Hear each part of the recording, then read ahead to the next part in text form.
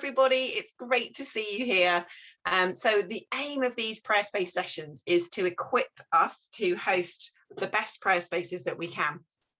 So really warm welcome to you, especially if you're new to prayer spaces.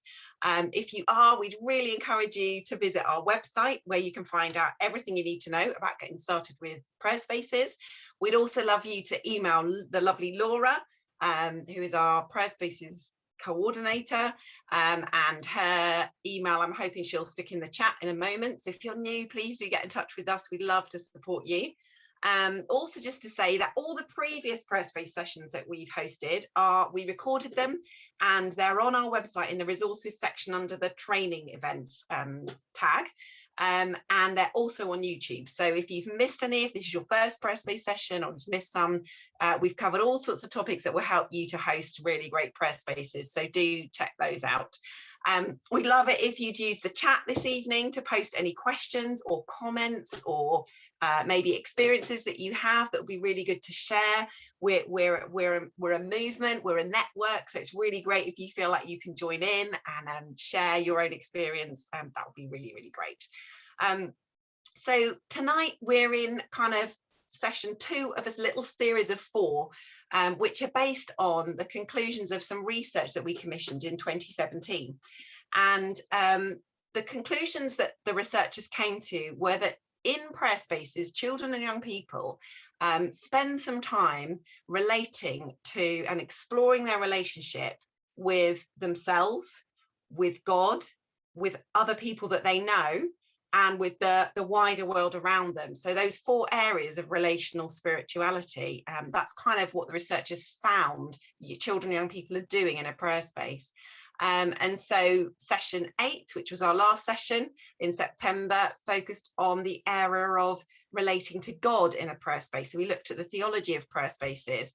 And then this one, session 9, is about how children and young people relate to and pray about and reflect on their relationship with the wider world out there, and so hence the subject of climate justice. And then we're going to have a kind of little break in the series next month where we explore Advent prayer spaces, and then we'll return to the series after Christmas. So January we will be looking at how children and young people explore their relationship with others in a prayer space. And then in February, the 4th of the little series will be how they explore their relationship with themselves. That one's called Me, Myself and I. So don't miss those. So tonight's theme, climate justice. Some of you, or maybe all of you, have heard about COP26.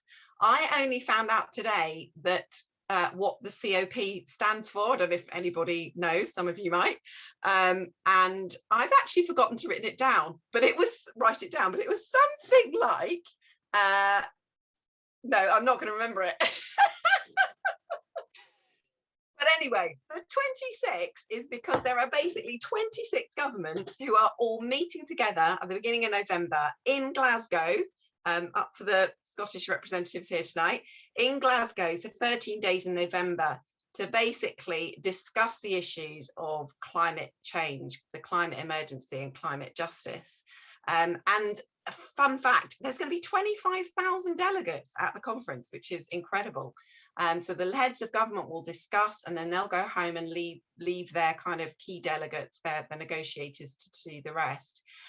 So obviously the issue of climate emergency is always relevant, but specifically at the moment with COP26 coming up in the UK.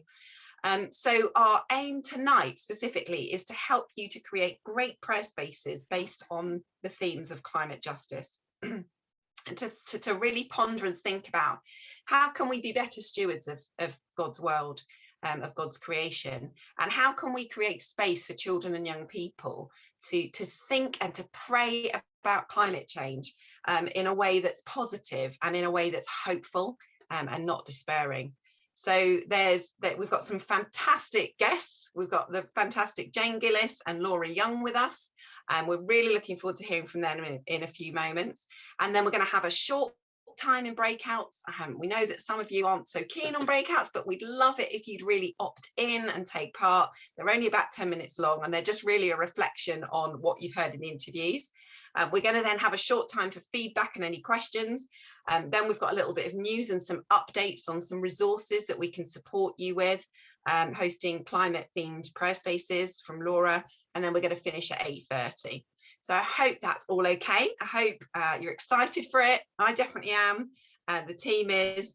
So before we do that, let's just take a moment to pause and to pray.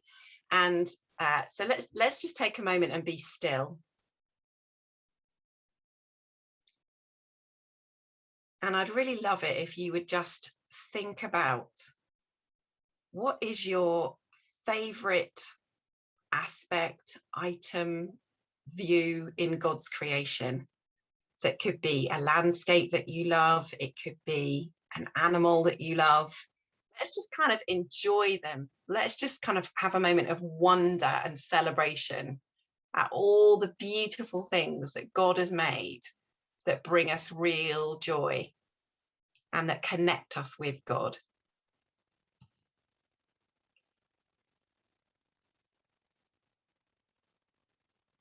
Just pop your own idea in, but then also just have a scroll down and see what other people are sharing there.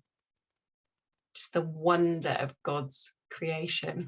Lake District is popular for obvious reasons. Lovely.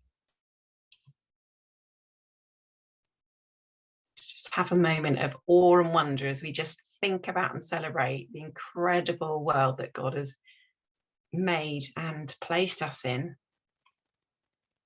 Sunset in Orkney, love it. Scottish Highlands, the sound of waves, wonderful. Gorenhaven Harbour at sunset, yes. Okay, you can continue to do that if you like, but I'm just going to say a prayer as well. God of amazing creation, we thank you for the joy and the wonder and the celebration of all that you have made in all its diversity, your incredible imagination, and the way it all fits together and works together so well. All things bright and beautiful, all creatures great and small, all things wise and wonderful. The Lord God made them all. God, tonight, help us to fall in love again with what you've created, and help us wonder at how we can create space for children and young people to have those moments of wonder, to be inspired and to be encouraged. God, be with us tonight, we pray in Jesus' name. Amen. So some of you who've been to previous Prayer Spaces sessions will have met Jane before, because we interviewed her during a session around outdoor prayer spaces. And we're going to kind of recap some of that, but I'm particularly interested in Jane's take on our theme tonight. So I'm going to pose some questions for you, Jane. But why don't you just set the scene a little bit? Tell us who you are and what you do. Okay, brilliant. I'm definitely not an expert in anything particularly, but I'm someone who has spent and spends a lot of time outdoors with kids with different hats on. So I used to be a geography teacher with all that entails, and for years and years and years ran loads of camps that have mainly got an outdoor focus. So stuff, you know, Christian focused kids camps. And I also do like a forest school, forest school, beach school, outdoor stuff with kids, as well as working with Liz, who's just led us as well. So that's another job I do. So yeah, so that's where I'm sort of coming from. No big expert, but a lot of experience of being outside with kids. Now, I know, Jane, that you're really passionate about connecting children with nature. What do you mean by that, and why? Yeah, I think that again, I've got no massive amount of research, and I'm sure if you Googled stuff, you'd find all sorts of research to back up some of the stuff I'm saying. But from experience, no matter who I seem to be working with, in terms of kids all over Bristol, Bath, and beyond sort of areas, where I'm just encountering more and more, you've got children who are disconnected from nature and from the world around them. And yeah, that manifests in all sorts of ways. They just don't, a lot of them haven't stood in a stream. They haven't, I take away kids every summer who've never been in the sea, who, have not got their hands muddy before and don't know what a bird is when we see it. And well, they know it's a bird, but they don't know what it is, and so on and so on. I could go on and on and on, but there's a real disconnect. I think sometimes because, you might go to a National Trust property or something like that and see kids hanging about, or you might go on some, you might pull up in the Lake District and see kids, whatever. But it's generally, I don't know what the right terms are, but they're generally kids who are not going to experience poverty of experience and poverty of all sorts of stuff. They're generally more middle class kids, and yeah, they're more connected than our majority of our children in this country. Yeah, so that's the problem that's going on. There's a sort of nature deficit disorder. There's a real connection issue that's, disconnect stuff. My middle daughter Poppy, she's 22 now, but when she was at primary school, so she's profoundly deaf and went to a primary school in Highbury and Islington, and they had 52 mother tongues in this school. It was absolutely nuts.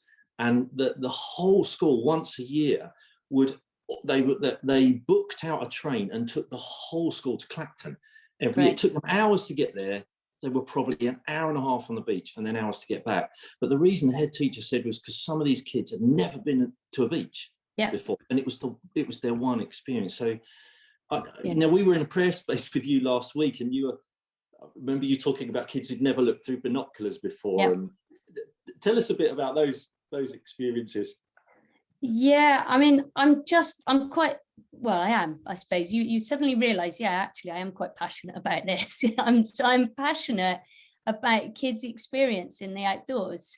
And I think it's a foundation block that needs to be there, that just what Liz has done, that wow of, okay, and I've asked that same question that Liz just did in that prayer thing, all over different places of Bristol. I remember doing an assembly once in about 4 different places, and so many of them were like, I haven't even left 3 miles away from where, or not even that, like about a mile radius. And we've got kids in our street here that we took on camp this year who they'll go on a bus to a school, but they won't go anywhere else, and it's even connecting them with what we've got here.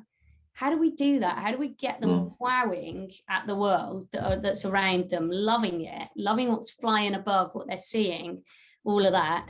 And then can we give them some other experiences that are beyond that? You came to a prayer space where, we bought some nice, good quality binoculars and said, go on, have a look around you and go, wow. And obviously we introduce, the Christian bit on that, which I love, because in other parts of my job, I don't necessarily do that bit of saying, right, well, Christians think whatever, or in the Bible it says, but to be able to put that bit in from an outdoor prayer space point of view of, wow, actually, look at those birds. God, God's put them there and God cares for them and all of that sort of stuff. And let's just wow at it. And it's all been given us. Do you think it's easy for kids to make that connection then? I get the sort of therapeutic benefits of being outdoors in nature, but you see that kids connect with God in an easy way and when they're experiencing nature as well? I think it's hard to know where the line is, it's so like, oh, where is it in terms of when have they crossed over into what's spiritual? I think a lot of people, a lot of humans are connecting spiritually outdoors, and whether they can actually go, this is a God moment, or this is they're experiencing something. I mean, an RE teacher here will put their hand up and tell me what all the language is behind it, but they're experiencing something that's other than them, that's bigger than them, that's a sense of greatness. It's the framework that you then begin to put on that. And some kids will put the God framework on that, or they'll be up for exploring that dialogue of the God framework. Yeah. So, but I think nature, being out in nature does it it lends itself far more to, I can remember when I was a geography teacher just going, oh my goodness, I'm in the classroom, this is hopeless, what am I going to show you? You know, and that was like back 20 years ago, going, right, you've got to see this video, or you've got to see this picture, or here's my holiday snaps, or whatever. So if you're outdoors with them, brilliant, it's easier. You sent me an email yesterday, I think it was, and you said, once children start to love the world, they want to look after it. Yeah. I get that. I didn't really love dogs. Sorry, until we got dogs 8 years ago. Yeah. Now my wife and my daughters laugh at me because I'm flipping obsessed with these stupid dogs now, and I ask how the dogs are doing when I'm away. Yeah. So I get that, but just can you talk to us a little bit more about that? Yeah. Become more connected. How they develop that love. I mean, I think it's great through stories, isn't it? So a couple of people on this call know that there's a boy that we worked with for on his own. My brother and I, we do this outdoor stuff with, and this one boy, and we worked with him for 9 months last year in the same woodland, week after week after week after week. He was a kid who doesn't really fit into secondary school, so he was with us and our dog and my dog, and he grew to love that woodland. He started to know the names of everything, the stuff we saw, the place we were in. And then one week we turn up, there's rubbish in the car park. He's going, this is disgusting, it's awful. Come on, right, have you got anything in the car there to pick this up, you know? Now that wouldn't have happened on week one, but that's grown out of a love of, you know, and he's learned that we leave this woodland as we found it, you know, and that's not coming from a Christian point of view working with him, but there's something in there that, yeah, it happens time after time after time when I work with kids in a space. Once they grow to love it, they know some of the names, they work stuff out, and then they start to look after it. I was even reading, I'm going to look like official now, in the RSPB magazine, there's this boy called Finley Pringle, right? He's one of the youngest marine conservationists. Just caught my eye yesterday, said, I saw something I love being damaged. He lives by the sea in the Highlands, Scottish Highlands. I saw something, he loves the sea. He started snorkeling. I saw something I loved being damaged by human activity and wanted to do my bit to protect it. And he's one of the key of his age sort of conservationists and activists. And that's it. It's come out of a place of loving it, you know, that you then want to protect it. So yeah. So what I'm getting at is my passion is let's connect kids to it, whether it's through an outdoor prayer space, whether it's through residentials or lessons or whatever it is. Let's just connect them, let's get them loving it. Yeah. You mentioned prayer spaces. Just final question, Jane, for those who are wanting to run prayer spaces outdoors, what would be your top tips? Give me 3 top tips for prayer spaces outdoors. 3 top tips. I think I'd say go for it, do it. it's well worth it. And I think I was saying to you, Phil, when you came to visit, the team that I've done these prayer spaces with outside, that's all they've ever done. They don't know how to do one inside. And I was saying to them, some people do these prayer spaces inside, and they were like, really? How are you going to do that? So yeah, and they're just so taken with, oh, look, we've got all this stuff to connect with, and to get kids just, you know, it's all there. It's easier setup in some ways because it's there. I think of a bit of a weatherproof plan, and just go for it, and let your mind, when you're out and about, just start thinking, you know, what could I spark off with this? What could we do, and how could we write some activities for that? But there's tons. Yeah. One of the things that really struck me from visiting that prayer space, you had quite a lot of team, you had quite a lot of volunteers, more than I would have that's a good point. In a prayer space. But there was so many quality conversations going on, because it was a sense of slower pace, more adult helpers around. So I clocked that outdoor prayer space may work better with more teams. It just doesn't feel. I think you're totally right. Yeah, that would be a good top tip. have almost one person for sort of 2 activities, and have those 2 activities close to you. Yeah, I think that definitely works. Yeah. And again, I think some of that is because they don't really know how to connect. They don't quite get what you're asking them to do, which is what Liz just led us in then. Let's have a moment of awe and wonder. And we're like, yeah, okay, I've been to all these places. But it's like, okay, you want me to slow down with a magnifying glass and look at the grass? What are you asking me to do? And so they need leading in that. They need teaching about it. And and then letting it flow.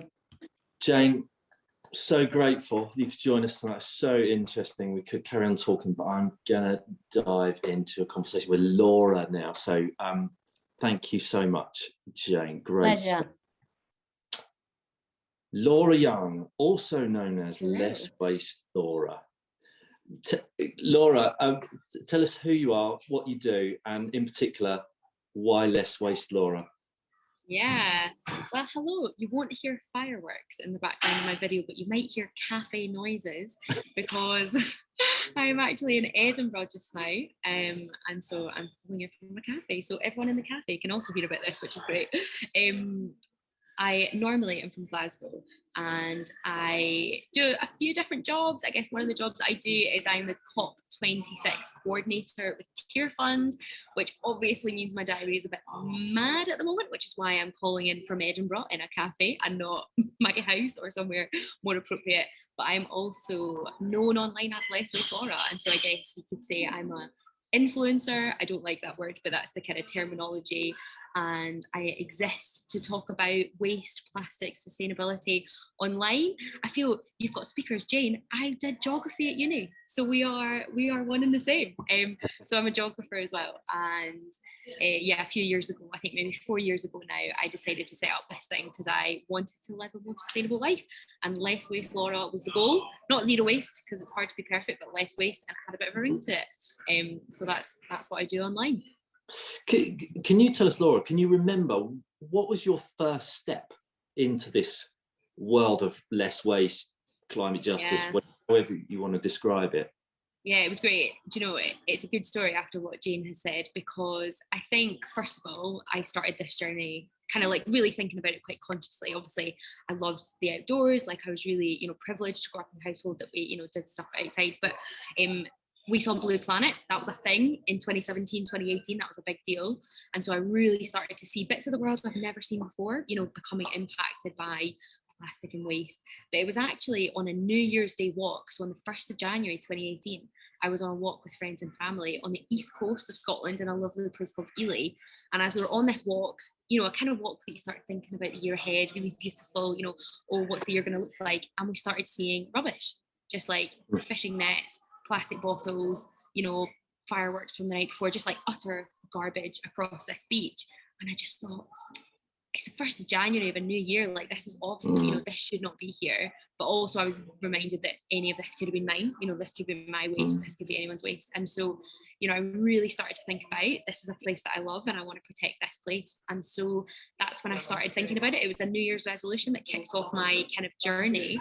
But then obviously it's been 4 years since then, really kind of threading it out throughout my life and thinking about not just waste, but about climate, fashion, food, travel, influencing, all this kind of stuff, which has led me to where we are today. But yeah, it all started because I loved somewhere that was being trashed.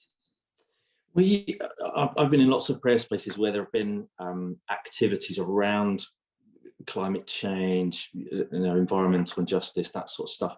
And my observation is a lot of children and young people, they're already tuned in to this stuff in a way. Perhaps it feels instinctive to them, perhaps more than it does for us adults, us old ones. Is that something you've observed, and do you work with children and young people as well in trying to motivate, engage them?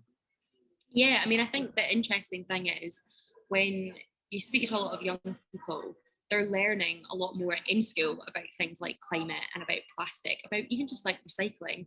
But also the one thing we've got to remember is, I'm even going to take myself, so I'm 25, but I didn't grow up finding lots of litter on beaches and worrying about climate and hearing that in the news.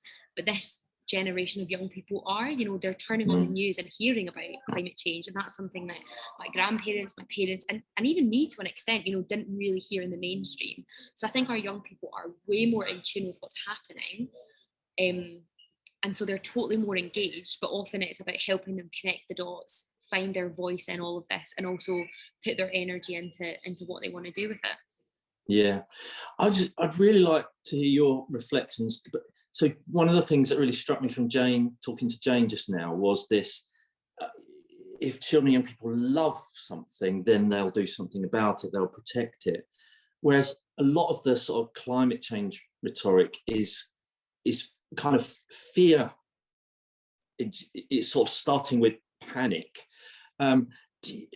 Is that effective? Just what are your reflections on that? Yeah, I mean, I think that's a really interesting point. And I think part of it is because climate change is really scary. And actually, it's not helpful to like play it down, you know, make it sound less palatable. Like actually it is really scary and we need to act really urgently. And I think young people, you know, they don't want to be lied to, you know, they don't want to be told, oh, of course it's going to be fine, we'll sort it out, because they know that we're not on track to sorting it out. You know, they know that world leaders aren't taking it seriously yet, which is why COP's important. But I think it's important for us as kind of adults and for people leading kids is to try and show them a hopeful message, not a kind of naive positivity, but like a hopeful message in what the solutions are.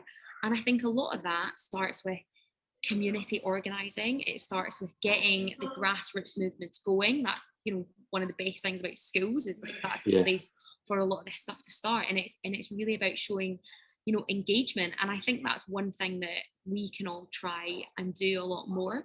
I guess one of the really interesting things though is, so obviously I work for a Tear Fund, I'm a Christian, like a lot of what I do is in the Christian world, but also a lot of what I do isn't. You know, I do a lot of work in the media and I do a lot of work outside of this. And the one thing I feel as a Christian we do bring is a bit of a hopeful message. Again, not a naive hopeful message, but a hopeful message. And it's so interesting the amount of people who comment on me and other young people from the church that I bring along to things going, you guys you have this different thing about you. And I'm going, it's Jesus, let me tell you about that in a minute. But actually, you know, I think it is really interesting to see the message we can bring through, to not take away from the fear. But I guess, you know, the term we all know is this eco-anxiety.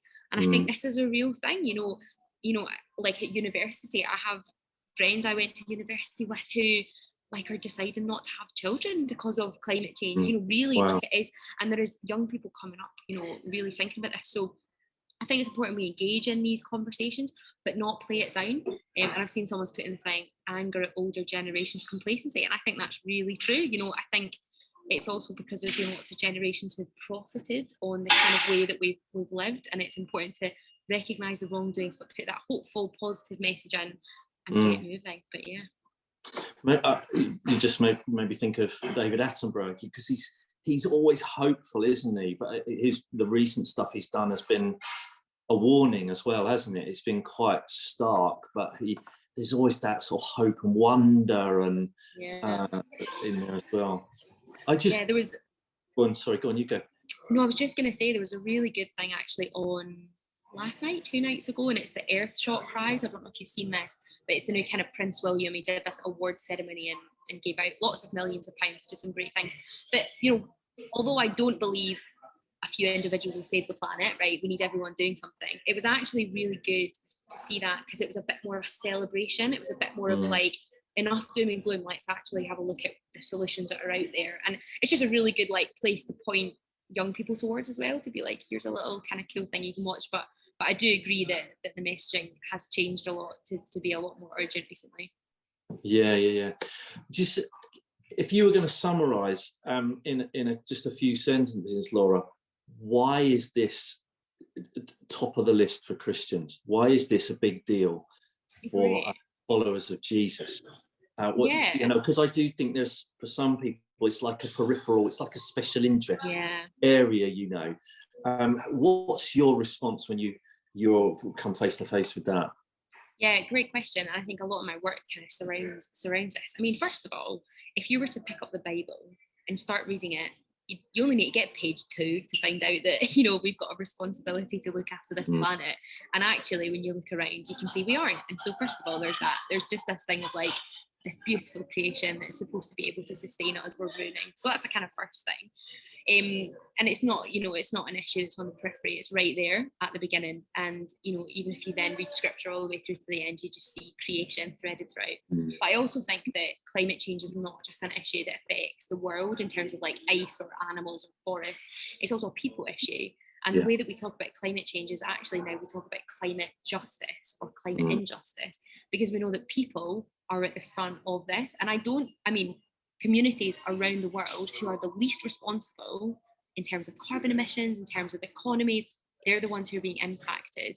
And so if you care about our neighbours, then you should care about climate change. And that's not just countries outside of the UK, that's also when you look at communities within the UK, it's these communities who the children don't have access to the outdoors that are also going to be impacted by climate change, by air pollution and by other things. So it's really important that we focus this as a justice issue. But also, so I work for Tier Fund, and one of the questions we sometimes get is, you know, why is Tier Fund focusing on climate justice or climate action? And it's because we've been working with some partners for 20, 30, 40, 50 years. And suddenly all that good work is gone because a flood has come and taken away someone's house, or a drought has come and that community has had to leave. Or guess what? That whole village is now climate refugees and they aren't there anymore. And it's because climate change is impacting other justice issues.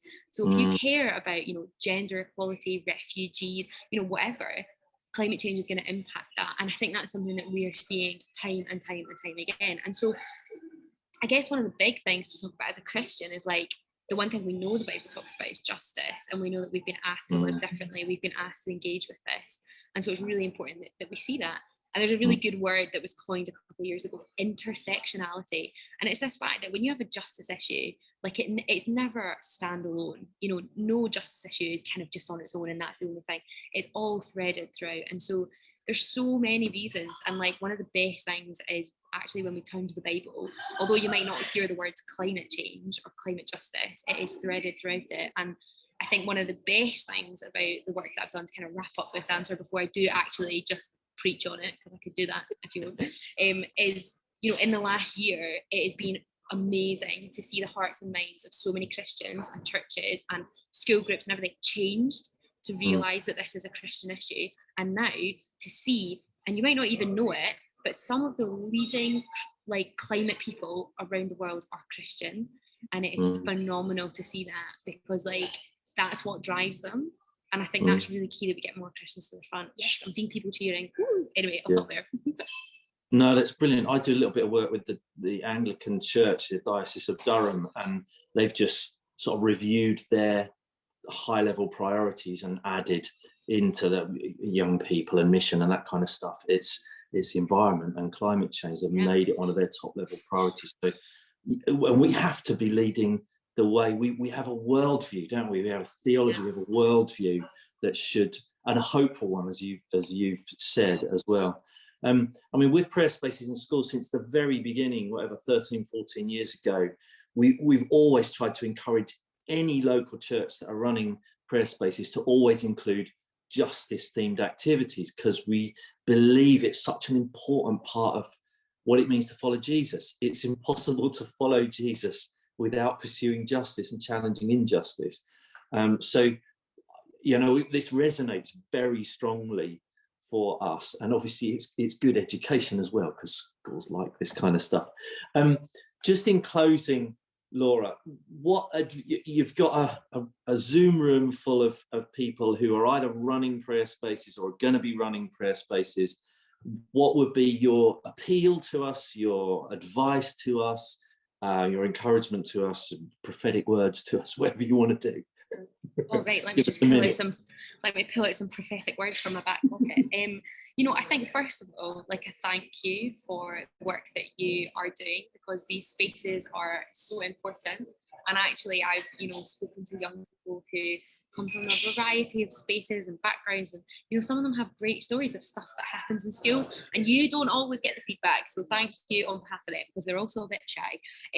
But I think, you know, just really go for it. I think also there is something in about seizing this moment, not as a bandwagon thing, but actually just realising that this is a really relevant thing. This COP26 conference is coming to Glasgow in 2 weeks. This is a chance to engage in it. But also, you know, there was a really interesting piece of research done. I'll send some links in the chat at the end of this for a few things, but there was a bit of research that Tear Fund did called Burning Down the House, and they kind of surveyed some teenage Christians, and 9 out of 10 were concerned about climate change, and 1 out of 10 thought their church was doing enough about it. And I'm going to kind of jump in with like prayer spaces included in church there just for a moment to kind of, I hope you give me grace for that. But I think this is an issue that our young people want to know about, want to learn about, want their voices heard about it. So I think I would just say go for it, engage with it. I'll post some links in, like use these resources, email me, I'll help you out, like honestly. But I think also keep it hopeful, listen to what the young people are saying, see how you can get them engaged, because especially when it comes to like politicians or school teachers or whoever, like they want to hear from young people, but we need to give them the platform. It's not easy enough just to say, have your voice heard, like we need to kind of do that. But just like go for it and ask for help. One of the really great things, I'll find this link as well at the end, you know, one of the really great things that happened this year was Keep Scotland Beautiful, because I'm up in Scotland, but anyone could have joined, you know, Keep Scotland Beautiful ran a free youth worker course on climate change to become carbon literate. And like these things are happening time and time again. So even like get help for yourselves to understand all of this, because it's a whole new world. But yeah, I think my encouragement would just be that, like, just go for it. Yeah, I think that would be it. I feel like Jane gave you some really good tangible tips as well. So just like take that and run with it. Amazing, Laura, that's absolutely fantastic. Thank you so much. Oh yes, little toolkit. Thank you for that, Laura, that's brilliant. Liz, I'm going to hand over to you. Great, thank you. Well, I'm inspired. I don't know about you. I'm inspired. I've got questions. So we're going to send you off into breakout rooms now to have literally, it'll be maybe 7 or 8 minutes max. So make the most of the time, get stuck in, share with each other what caught your attention from the interviews that we've just heard. What made you think? What questions does it raise for you? What might you plan going forward in terms of maybe a prayer space or something else? And for me, it's around that word hope. It's about thinking about how can I connect myself more to creation so I can inspire others? What is it for you? What caught your attention? And what might you do as a result? So we're going to go into breakout rooms now. The amazing Laura is going to make that happen, and we'll see you very soon. Yeah. Welcome back, everybody. Great to see you. Thanks for coming back. Good to see you. Hope that was fruitful conversations.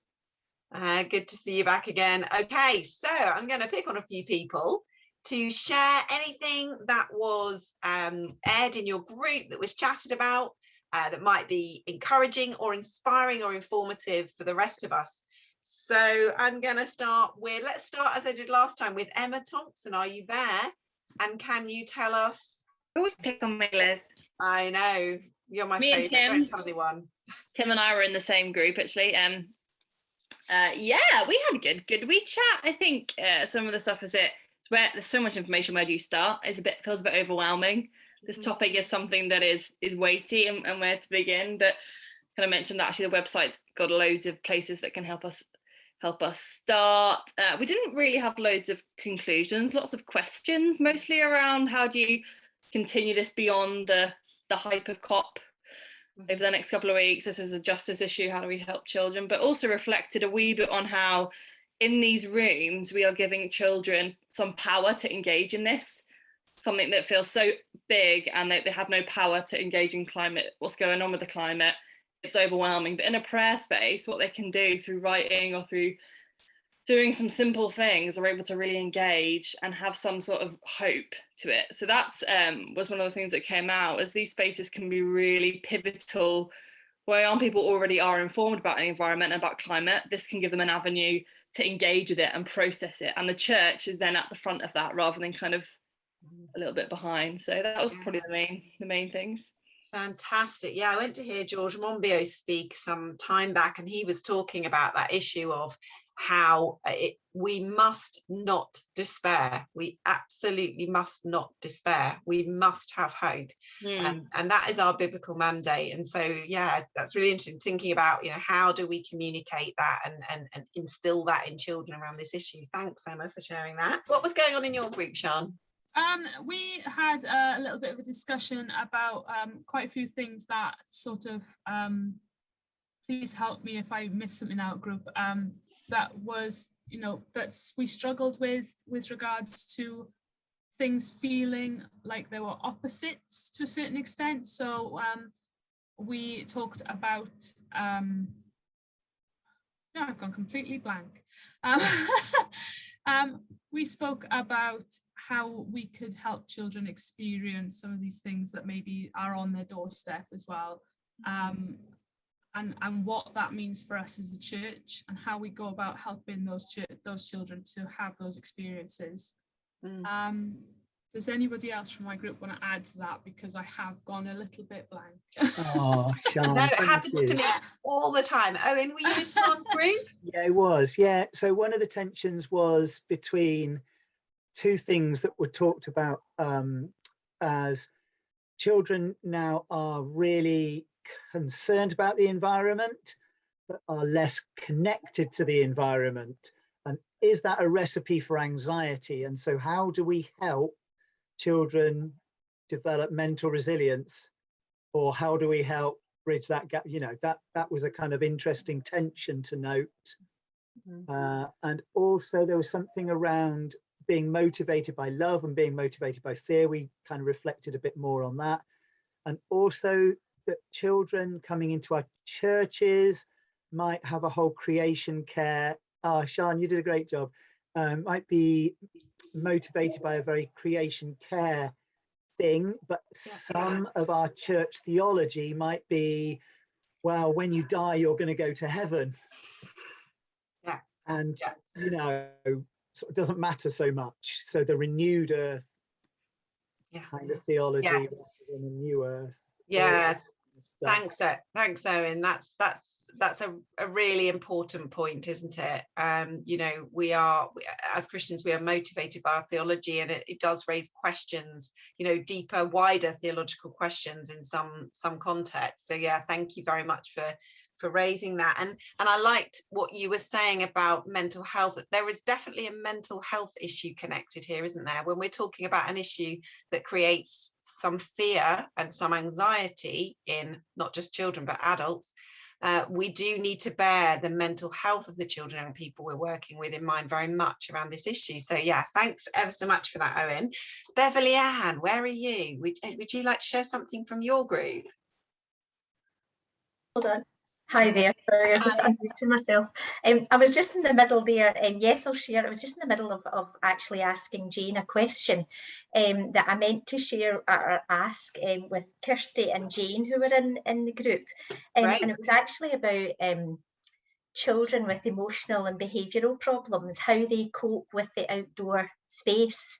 I was explaining to the girls that I was going to be trying some. I was really inspired with the last time Jane was speaking. And to do an outside space to try and kind of organise that. And it was before the summer term, and it never ever happened. And I've now been moved to the infant department, and I was thinking I really have to kind of do something. And I thought that I've got a space in my classroom. I've got two very high tariff children with emotional and behavioural problems, and I thought I would just start with a being still corner space for them, but for also all the other children. We're still in a state in Scotland where children of different ages still can't meet or share resources, either inside or even outside. So I thought, well, I could just do it with my own class and the other primary 3 class. And then I thought about an outdoor space, and Kirsty was saying, you know, she had done a similar thing but in the sensory garden, and I hadn't even thought about that. We have a sensory garden for the infants, so that would be perfect. But then as I was thinking about that, I thought, how does it work with these children? And there's, you know, a few children in the other classes that need a lot of nurture, and I just don't know how they will respond to being outdoors in this whole sort of unstructured way, if anybody had great advice. Yeah, that's such a good question. Jane, can you answer that in 30 seconds? Yeah, I think it really does vary on each child, but we have had so many surprise stories of teachers and staff going, oh my goodness, how are they going to cope? And they surprise them in positive ways. So I'll put it like that, but it does depend. So it does really depend on the needs. So I've got one child that I'm working with every Thursday outside, so complex that it is tricky. But yeah, generally a lot of wonderful surprises outside with kids. Fantastic. Amazing. Good, thank you. Thanks Jane, thanks Beverly Ann. And Beverly Ann, really happy to connect you with Jane if you get in touch. Really happy to connect you with her if you want to ask more about that. That's great, thank you. Thank you everyone for those contributions and thoughts. There's so much more we could share, but we really want to finish on time if possible. I was just saying while you were in breakouts that this is the prayer space session that perhaps has made me feel activated more than any other. I want to go and do something about this. I want to act on it. And if that's you and you do something, we would love to hear about it. Please tell us and please share it with us. We've got literally a minute for Laura to share some quick updates and some news.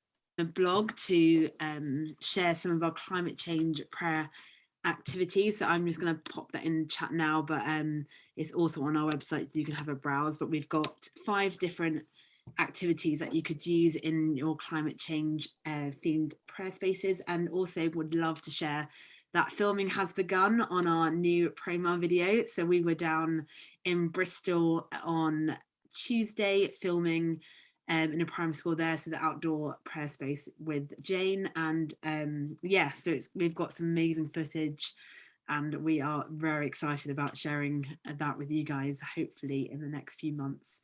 But yeah, keep a lookout on our social media. So if you don't follow us, that's the best place to hear all our latest updates. But yeah, so that's everything from me, and thanks so much for joining. Thanks, Laura. Just to say, please follow Less Waste Laura on social media. Please do that. Please let us know what you do as a result of today's session. Please stay in touch with us. Get in touch with us if you're new to prayer spaces in schools. And I'm just going to finish with a quote from perhaps an unusual person you may not expect me to quote. Napoleon Bonaparte said this: courage needs hope for nourishment. Courage needs hope for nourishment. So if we're going to have courage ourselves and inspire courage in our children and young people to tackle this issue of climate change, we need to give them hope. There'll be a follow-up email to this session which will contain loads of links and information, so please check that out. Check your junk mail just in case it goes there. It will all be there. Thank you so much for joining us tonight. I'm going to pray a blessing on you. Dear God, bless us all tonight, inspire us, take us forward, and encourage us and help us to bring hope to the children and young people that we serve. In Jesus' name, amen. Lovely to see you. If you'd all like to wave bye-bye, and then Laura will switch us all off. Great to see you. Thanks for joining us. Bye.